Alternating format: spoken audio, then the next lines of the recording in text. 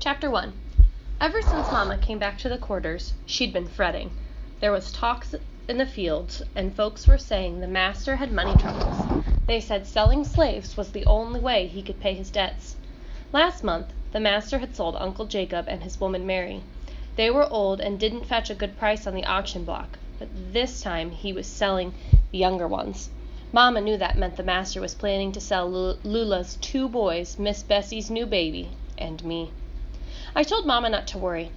"It's just talk is all, Mama," I said, hoping that she didn't see my hand shaking while I stirred up supper, but she didn't stop fretting that night, or the next nights either. Papa had been gone for 2 winters now.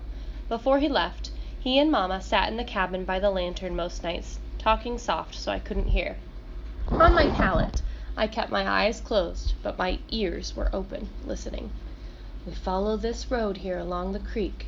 Papa scratched with the stick on the dirt floor of our cabin for Mama. "Someone will be waiting there." Papa talked to folks, and slaves who traveled, and runaways, too. He talked real quietly about how to run and which way north is best. Then one day, when Mama got back from the field, Papa was gone. The master had sold him south, and he'd taken him from the yard where he worked shoeing horses. We never got a chance to say goodbye. Me and Mama cried so hard I thought we'd never stop.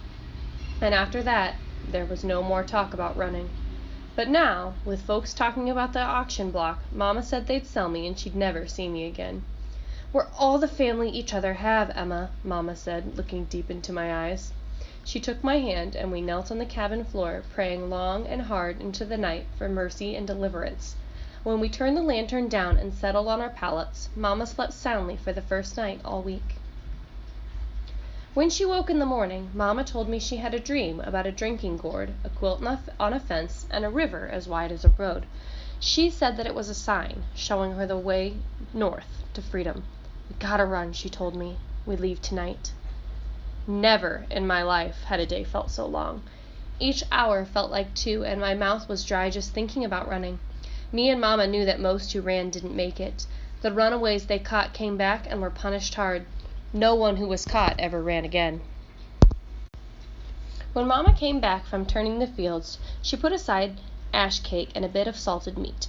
We each put on an extra shift, and Mama wrapped my feet with cloth. The chill hit us as soon as we opened the door to the night, but chances were better if we traveled in the cold, when the river turned to ice and was hard enough to cross on foot. That night, we left with our food tied tightly in a scarf, the clothes on our backs, and only the North Star to guide us.